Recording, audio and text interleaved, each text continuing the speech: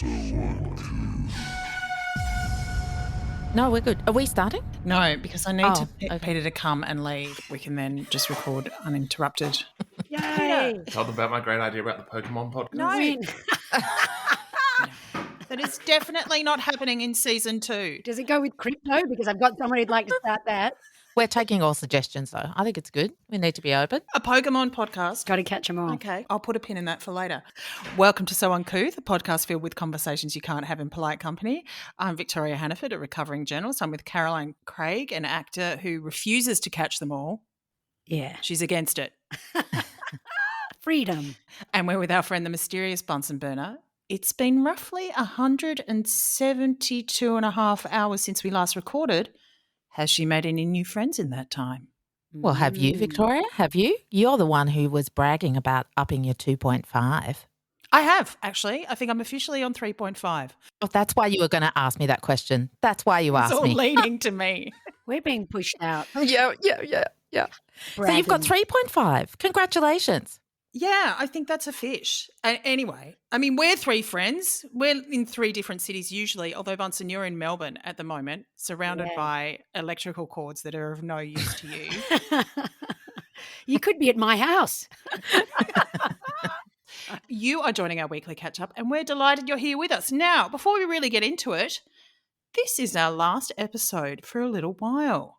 It's our 32th episode, and we thought it was a good idea to bring season 1 to a close. Did we know we were doing a season? Debatable. Caroline, how long is a season in network television? Too long. It depends how much money they've got. If they've got a lot of money, not long. 8 eps.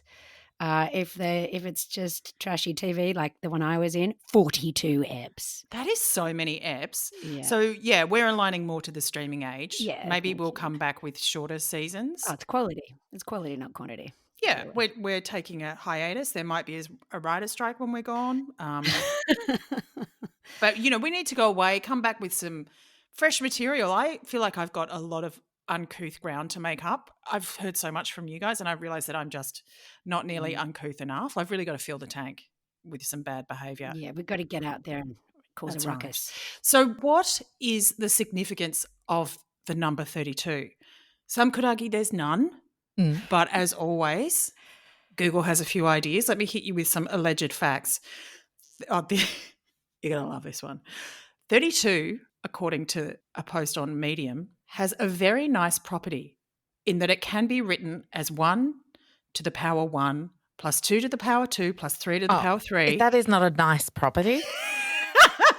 That's just terrifying. That's just kind of unintelligible property. I knew that would anger you. Yeah. Anyway, that equals 32. I'm glad that's comforting for some people, but not for me. Okay, number 2. Something more highbrow. 32 is the number of completed piano sonatas by Ludwig van Beethoven. Yes, Did you know I know that, that. Caroline? I did know that. I knew I felt a resonance. I knew. But is also 32 the number of adult teeth we have? Yes, it is. Oh, my God. that's Ding, good. ding, ding. Oh, You finally got something right in the quiz. Just when you said 32, I was like, I've seen that. Where What have if I you've had seen your wisdom taken out? What if you had your wisdom teeth taken out? Oh, come on, Karen. No, that's What a if you've had technicality. 4 of your adult teeth taken out? That Like is by your you mother, like I have. Clearly the daughter of a forensic dentist. Like, No, but also I think 32 is the number of teeth that God gave you. What you have chosen to do with them, Caroline, that's another matter entirely. Because I, for example, have, if I can do this maths, it's not power to anything, but I only have It's drilling down.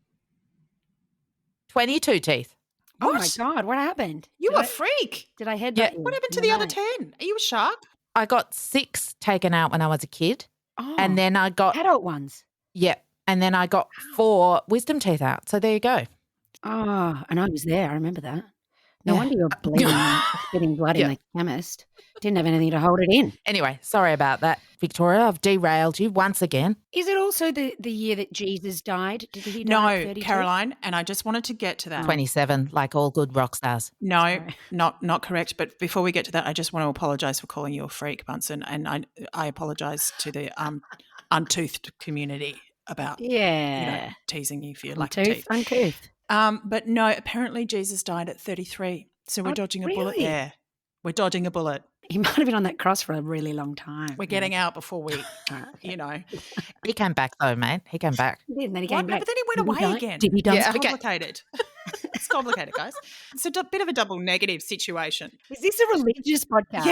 Yeah. No. Anyway, I want to give a shout out to the Couth, the loyal Couth. Stay in touch while we're on our spring break. Our email address is souncouthpod, that's all one word, @gmail.com. Drop us a line with your dilemmas. We love a dilemma. We love a dilemma. Or also some things that you'd really love us to get stuck into in Yes. season 2, because we're going to So come back. Uncouth investigates. We're going to come back with it in a slightly different way with season 2, and it's going to be meatier, and it's going to be, Uncoutherer.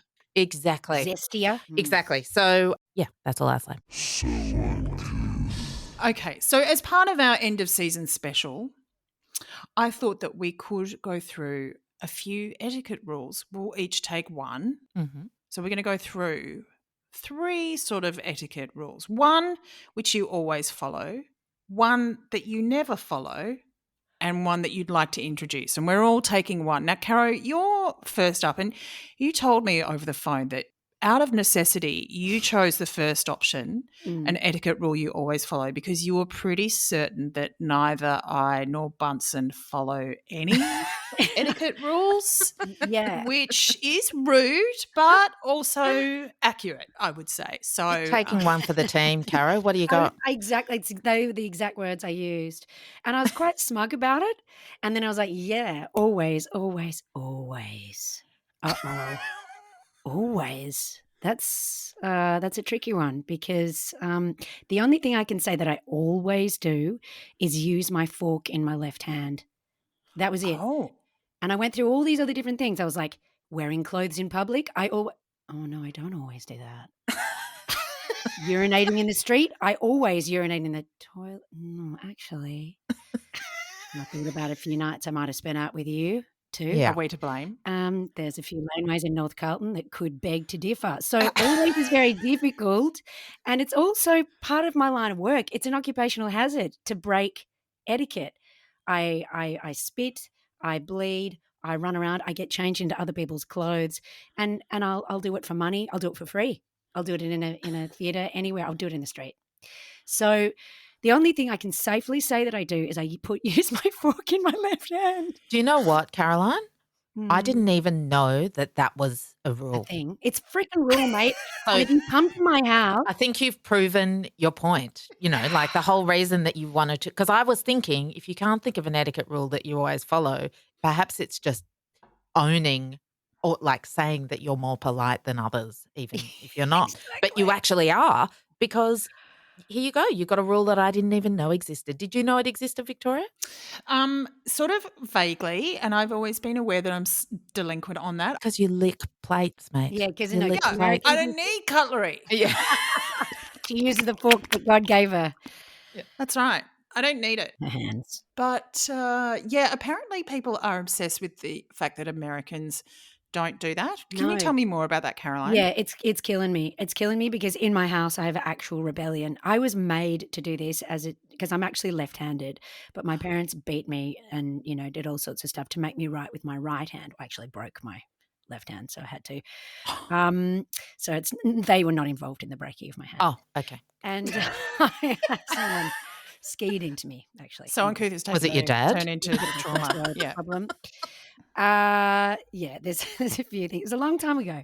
Okay, but they were like, you got to be right-handed because when you go to university, it wasn't like an if, when you go to university, I was 6, you need to use a right-handed desk, and there's only right-handed desks. So it was a real right-hand Right-handed desks. Yeah, Oh, it's not those even a weird ones thing. that you sit in. Yeah. They don't even have them. They actually didn't have them by the time I amazingly. Little did they know that even when she did go to university, I know, she wasn't right? never going to be taking any notes. Caroline, are you a lot older than you're Exactly. letting on? Because this genuinely sounds I'm like rules from the old. 1950s. Like, what's the go here? Yeah, exactly. Right. So my parents were really mad about it. If they ever had people over for dinner, I'd set the table and the forks would be on the right hand and everything would be on the left. They'd go mental, absolutely mental. So I was made to do it. I was also made to eat peas by pressing the peas onto the back of my fork. I challenge anyone to do that. That is hell. Thankfully, people don't eat a lot of peas these days. Not in our house. Anyway, I'm the only one. And then we lived in America for about 5 years.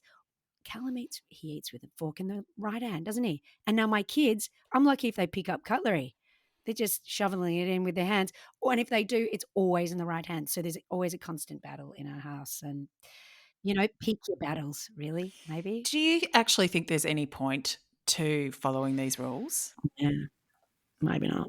I think personally, not that you asked me, but I'll tell you anyway. I think the fact that I've managed to live for so long without even knowing that that was a rule that I was actually breaking really shows that we don't need to follow that one. No. Unless I've been offending people left, right, and centre without knowing it. But even if I have, I haven't experienced blowback. So I don't know. No. That you know of. There could be whole threads on Reddit talking about you, Bunsen burner. There will be now. There will be.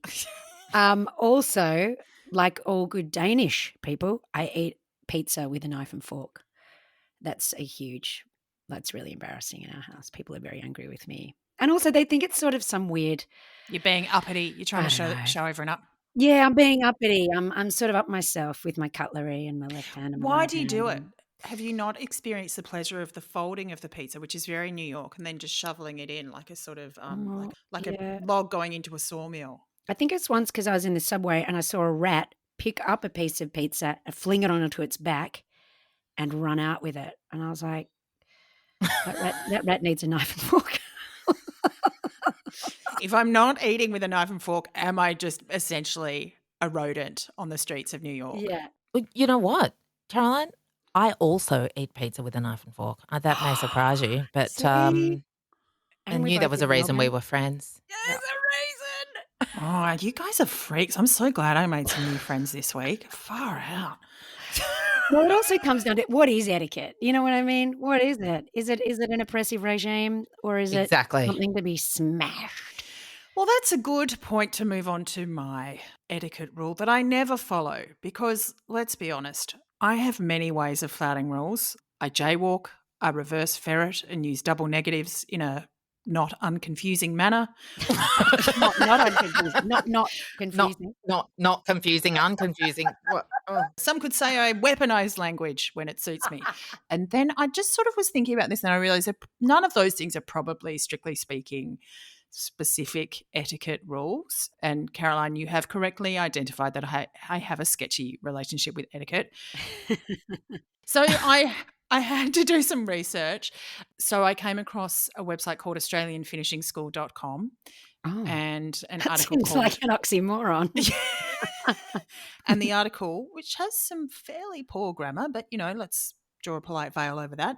10 etiquette rules to become a higher class lady. That's why I think it's an oxymoron. So rule number 5, which was the one that really resonated in opposite with me, which was wear adequate clothing appropriate for the environment. Best to overdress than underdress. Don't wear sports clothes to a classy lunch, for example. And I just thought, that is a rule I never follow. In fact, any dress code I see, I immediately think, no. Do you balk at it, do you? Do you know what? I think that there's a bit of a problem with this rule because in these 32 episodes that we have done, I would say you have bitched about a lunch not being classy enough and up to your standard in at least 6 of them. Maybe that's a bit of an exaggeration. So I don't think you actually go to any classy lunches. Therefore, I don't think you're in position to comment on this particular etiquette rule. Or is she always at classy lunches? I don't know. And therefore has to wear sport gear. I remember early on an IWD lunch where they didn't serve bread or dessert. I remember that. What were you wearing? I was definitely like the least well-dressed person in the room. Were you wearing leggings? Did everybody else get dessert? How rude.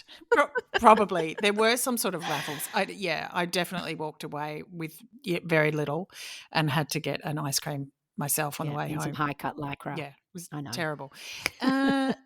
This is another rule from this website, was more in the corporate sphere. Dress for success, dress for the role you want. I definitely do not do that. In fact, I wear whatever I feel like, which often is the same thing every day. So it will be like, I'm, from that sort of Steve Jobs school. So you wear a black turtleneck? Black T-shirt, black pants and sneakers. That's it. Well, I think you're ready for all jobs. Yeah, I do. I feel like I look like a stagehand, Caro. I'm probably ready to serve you. Yeah, actually, that's true. You are. You're ready to stand in the wings, aren't you? But I mean, it's obvious that my flouting of these, let's say, social norms around dressing have caused me issues, Bunsen, as you have correctly identified. My pants have been very low slung, and as we all know, I have a very high crack. Flouting the rules. Perhaps I'm not respecting people's eyeballs enough. I don't think it matters. I don't know. What do you guys reckon? I think it depends whose opinions you value. If you're in a situation where you are going to be judged in a harsher light, or you're not going to be, people aren't going to listen to you because of what you're wearing, if you care about them listening to what you've got to say, then you just kind of deal with it. But if you don't, who Well, cares? I think you have a great style, to be honest. And even if it is sportwear, it's pretty snazzy. It's very colourful. And it's pretty eye-catching. So I think it's possible that my love of Lycra has put me in a bit of a career cul-de-sac in the corporate world, possibly less important in the podcasting world. So you do the math. Is it 1 to the power of 2 to the power of 3 to the power of sportswear? I'm coming out on top. That's all I know. I like it. Whatever you're doing, keep doing it, even in season 2. Come on. I want it to be tighter. On to you, Bunsen. Yeah. What is an etiquette rule you would like to introduce? Well, when you asked me this question of 1 to choose, I was like, oh, I'm going to take the new etiquette rule because You got in first. I did. Because this thing happened to me last week and it made me Incandescent? well, listen, I'm not going to tell you what the new rule is straight away. Oh, do we have to guess? I will say that the new etiquette rule may put some people out of their comfort zones, but I do think it could be an important step towards gender equality.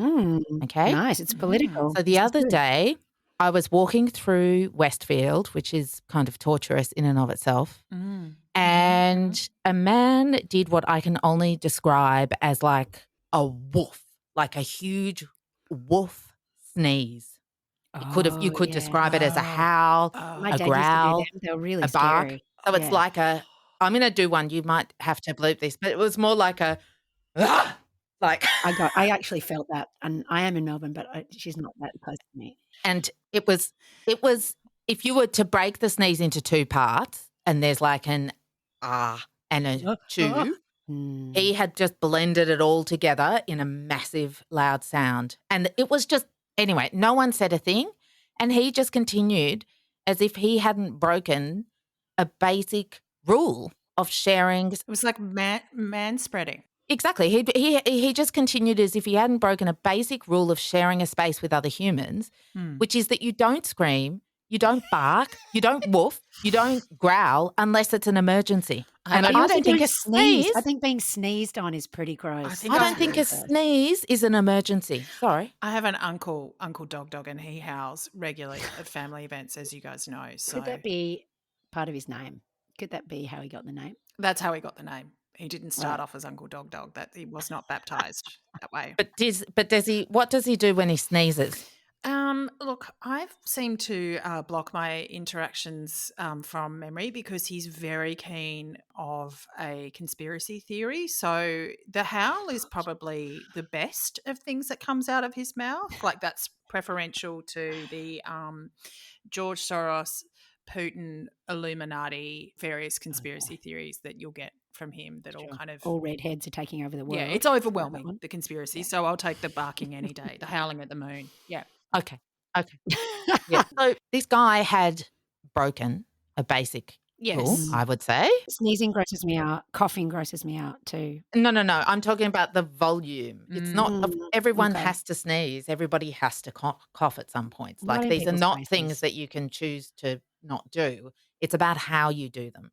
And he did it as if he owned the joint. Yeah. After, I almost wet my pants laughing because it was fucking hilarious. But after that, I got angry because I was like, it's real entitlement. Like, what would happen if I sneeze like that in public? Like, well, it sounds like you might wet your pants, actually. Well, yeah. But I do think that the amount of space that a sneezer takes up is gendered. I would agree. Oh, I totally agree. Yeah. Women are more inclined to do the dainty sneeze, which Mm. concentrates on the end part of the sneeze, like a little, that. a little, What about, you know. Bunsen, what are you advocating for here? Wait for it. Okay. And I did actually do some research to see if this volume of like men's sneeze louder than women is actually true. And I did find a company that had measured men's sneezes. Oh, yeah. And on average, when recorded at a distance of 60 centimetres, Yeah. they peak at about 90 decibels, which is Wow. similar to the level of a lawnmower. That is injurious Oh to my ear God. holes. I would get a warning from my apps about that. Would you? Yes. Oh, that you're about to get hearing Yeah. damage. That's aggressive. Now, women's sneezes, no one has bothered to measure them. But I think we can safely say that they are not as loud as a lawnmower. So maybe you're advocating that women should sneeze more loudly and take up more No. space. Is that where we're going? Sneeze police. No, that's not where we're going. Where we're going. So Sneeze police. basically, because the sound of a sneeze comes from air, not the vocal cords. So the Right. bark is totally unnecessary. They say they can't help it. Then why do other people barely make a noise? I ask you. So my new etiquette rule is actually etiquette as activism. And in the face of a loud sneeze, you say bless you, but you mirror it with the timbre and volume of the sneeze that Wow. just came. So if So you're like, someone goes, bless you, like that kind of thing. exactly. You're walking through Westfield and someone goes, no. "Meh," you go, bless you. Yeah, And even then- more aggressive. Yeah. Bless you. Yeah. Wow. I can sort of see this Sorry. escalating. I don't know. It's And if someone sneezes politely, then you just kind of go, bless you. bless you. But I think you've got to show them what's actually happening here.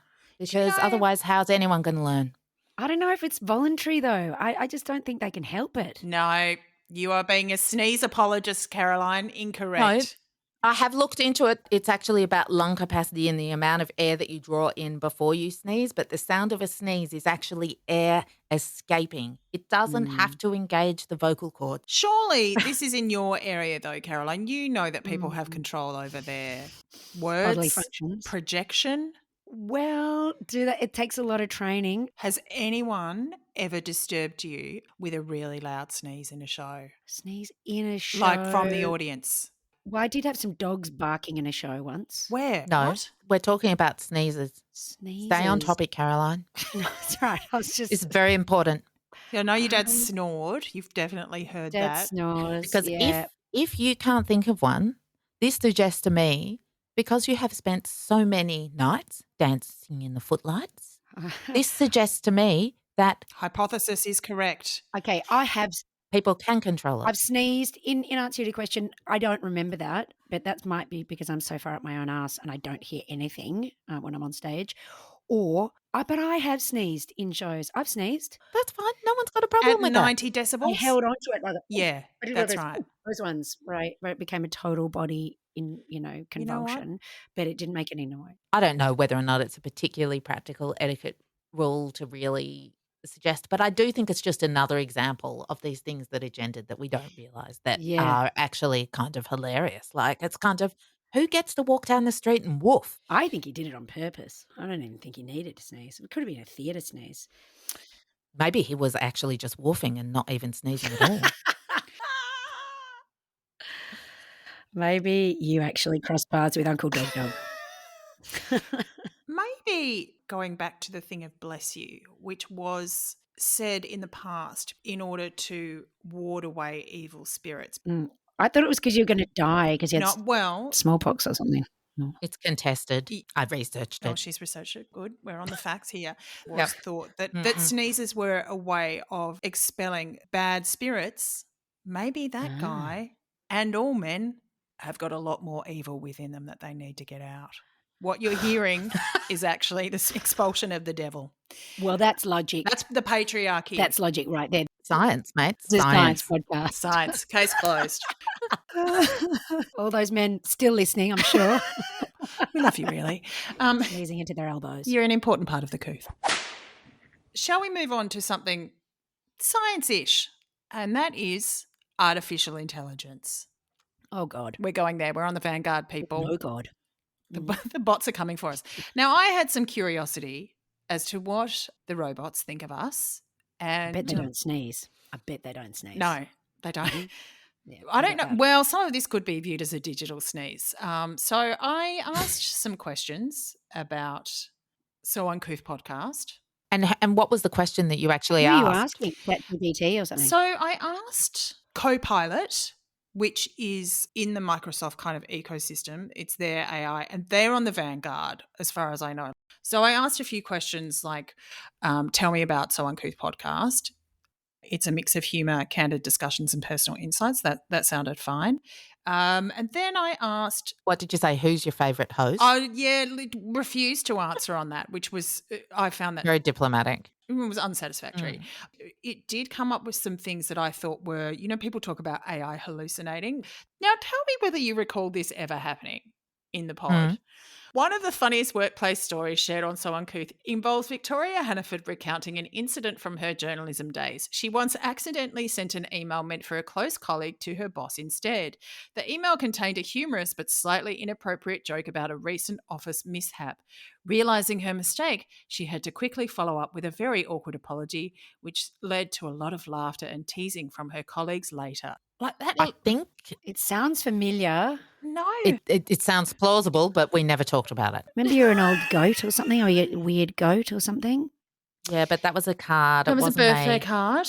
Yeah. It wasn't an email. And it was from other people coming to her, not her words, coming back to bite her in the high crack ass. I don't want a co-pilot. I don't want a co-pilot. And look at the way they co-pilot. You're in charge. Fuck off. Get fucked, robots.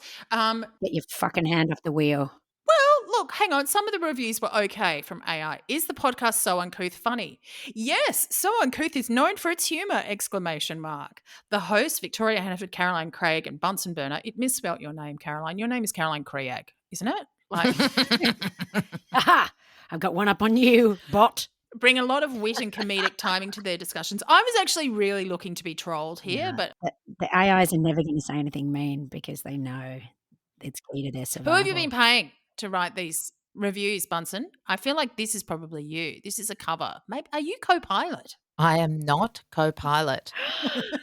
Then I went to Gemini, which is Google's bot. An evil twin. Gemini, an evil twin. Yes, an evil twin. Can I just one thing up just to say with Gemini?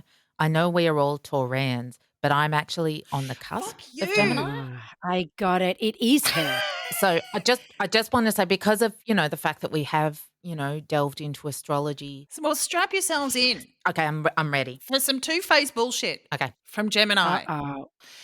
Things really came unstuck when I asked who hosts So Uncouth. Can't even do it. Uncouth. Is it I'll uncouth? tell you who hosts That's So what it is. Uncouth. Okay, so I asked Uncouth. Gemini or Bunsen Burner. You decide. Who hosts So Uncouth podcast? So Uncouth is hosted by Brad Stein and Nick Weiger. Who are they? Who are they? Exactly. Have you Googled them? Yes. So Nick Weiger is a podcaster. Bradley Stein doesn't go by Brad. I could not find a mention of the two of them together, but Bradley Stein is an American actor, author, and comedian. Stein first gained notability in the early 2000s when he was identified as a conservative Christian on his debut album, Put a Helmet On. Put a helmet on. Is that a contraception encouragement? Anyway, sorry. Yeah. So we've got some work to do, guys, in our off season. Have they? Is there another podcast? That's what I'm wondering. Is there another Uncouth? Nope. I never No. checked. Not as far as I could find. According to Gemini, So Uncouth is a popular comedy podcast hosted by Brad Stein and Nick Weiger. Known for their offbeat humour and relatable discussions, the duo tackles a wide range of topics from pop culture to current events to personal anecdotes and absurd hypotheticals. See? That sounds pretty accurate, but then again, that's pretty much most podcasts. Yes. Yeah, it could be anything. It's a word Yeah. salad. That's what that is. Word Anyway, salad. so I've obviously got a bone to pick with whoever is running this Gemini There's nonsense. no one. There's no one. That's the whole point. It's a singularity. You know, when you were talking about the other character, so who's not the Christian, what does he podcast about? Unclear. He was a comedy writer and now he's a podcaster, which does sound like a fairly typical LA arc. I could only find him on LinkedIn, which, as you know, doesn't yield very interesting results.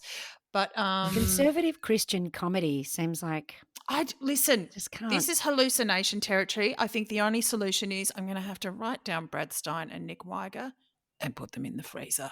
See what happens in the off season. I think that's a good idea. And you've got Gemini to thank for that. Or Bunsen burner. On to our So Uncouth of the week. Yeah. Yep.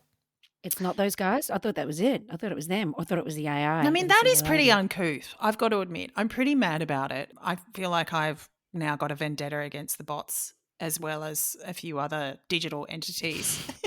Good luck with that. Okay. So there was a recent headline that caught my eye from the New York Times. They were promised a charming Bridgerton ball. They got a pole dance instead. Oh, yes. Oh. According to Forbes, an event which was not associated with Netflix was organised by a company called Uncle and Me LLC, and the original Instagram advertisement promised dancing, live entertainment, exquisite refreshments, and enchanting surprise. The event delivered surprise, although enchanting might not be the correct description. Apparently, there were some who claimed that raw chicken was being served. There were pictures showing despondent attendees sitting on the floor, checking their phones.